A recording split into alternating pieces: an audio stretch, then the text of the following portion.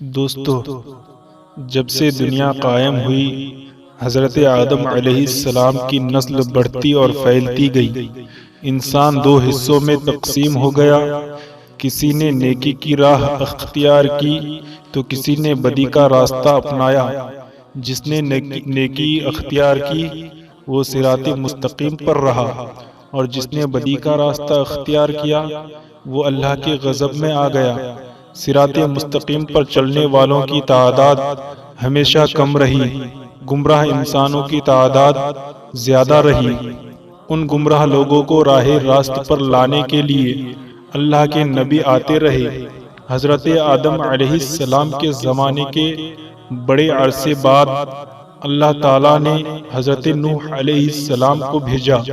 آپ پر 10 صحیفے نازل ہوئے تھے۔ حضرت نوح علیہ السلام اللہ کے نبی تھے۔ آپ کو آدم ثانی بھی کہتے ہیں۔ آپ کے زمانے میں بھی گمراہی پھیلی ہوئی تھی، صرف چند لوگ ہی نیک تھے، اکثریت گمراہ لوگوں کی تھی۔ آپ نے اپنی قوم کو راہ راست پر لانے کے لیے تبلیغ شروع کی۔ وہ لوگ ہر قسم کی برائیوں میں مبتلا تھے، چوری، بے ایمانی، امانت میں خیانت کرنا، جھوٹ بولنا، شرمناک کام کرنا، ماں باپ کی خدمت نہ کرنا، کمزوروں کو حقیر سمجھنا، غریبوں کو دھتکارنا، جھگڑا کرنا، قتل کرنا، دوسرے کا مال چھیننا عام بات تھی۔ امراء اور سرداروں کا طبقہ غریبوں کو پریشان کرتا تھا۔ اس کے علاوہ وہ لوگ بتوں کی پوجا کرتے تھے، بتوں کو خدا کا درجہ دے کر رکھا تھا۔ ان کا خیال تھا کہ اگر بت کی پوجا نہ کی جائے تو بت ناراض ہو جائیں گے۔ ان کے نزدیک جو بت کی پوجا نہیں کرتا وہ جاہل اور احمق ہے۔ انہوں نے 4 بت بنا رکھے تھے جن کے نام ود، سواع، یغوث، نصر تھے۔ حضرت نوح علیہ السلام اپنی قوم کو دعوت حق دیتے، اچھے کاموں کے کرنے کا حکم دیتے، برے کاموں سے روکتے۔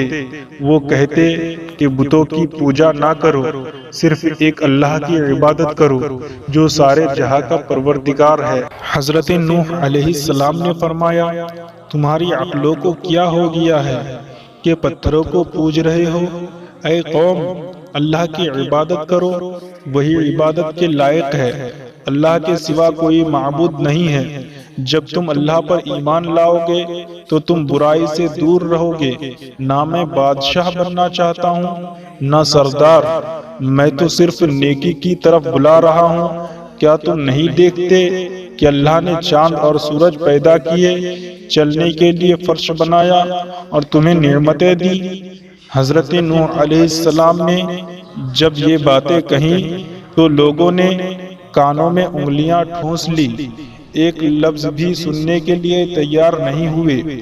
ایک موقع پر حضرت نوح علیہ السلام نے اپنی قوم سے فرمایا کہ اے نادانوں، یہ کیوں نہیں سمجھتے ہو؟ یہ دنیا تو ایک آزمائش کی جگہ ہے، تمہارے سامنے اچھائی اور برائی دونوں ہیں۔ اے قوم، میں تم کو آنے والے دن سے ڈراتا ہوں۔ اس دن کوئی کسی کے کام نہیں آئے گا۔ دیکھو، جو غریب ہیں مجھ پر ایمان لائے ہیں، لیکن تمہیں دولت کا غرور ہے۔ اے قوم، غریبوں کے ساتھ حسن سلوک سے پیش آؤ، ننگوں اور بھوکوں کا خیال رکھو۔ ان میں سے ایک سردار نے غرور اور تکبر سے کہا، فرض کرو کہ ہم تمہاری بات مان لیتے ہیں، کیا تم پر ایمان لا کر غریب اور 2 ٹکے کے لوگوں کے ساتھ مل جائیں جو تمہارے ساتھ ایمان لائے ہیں؟ ایسا نہیں ہو سکتا۔ وہ آپ کو ذلیل کرنے کی کوشش کرتے، مذاق اڑاتے، آوازیں کستے، منہ پھیر لیتے، گالیاں دیتے، مارنے کو کوشش کرتے، بلکہ ایک روز مارا پیٹا بھی تھا، لیکن آپ نے صبر کا دامن ہاتھ سے نہ چھوڑا بلکہ اپنا کام جاری رکھا۔ آپ کی بیوی اور آپ کا بیٹا بھی منکرین اور کافروں میں تھا۔ حضرت نوح علیہ السلام نے دعا کی، اے رب میرے پروردگار، میں نے اپنی قوم کو رات دن سمجھایا، حق کی طرف بلایا، میرے بلانے پر وہ زیادہ بھاگتے رہے۔ میں نے اعلانیہ اور خفیہ سمجھایا تو انہوں نے کانوں میں انگلیاں ٹھوس لی۔ اللہ تعالیٰ نے حضرت نوح علیہ السلام کو وحی بھیجی کہ ایک کشتی بناؤ اور ظالموں کے بارے میں کچھ نہ بولو۔ اللہ کے حکم کے مطابق آپ نے کشتی تیار کرنا شروع کی۔ کچھ لوگوں نے مذاق کرتے ہوئے پوچھا، اے نوح، کیا بنا رہے ہو؟ آپ نے بتایا، میں ایک کشتی تیار کر رہا ہوں کیونکہ اللہ کی طرف سے عذاب آنے والا ہے۔ اللہ نے جو ڈھیل دے دی ہے وہ ختم ہو رہی ہے۔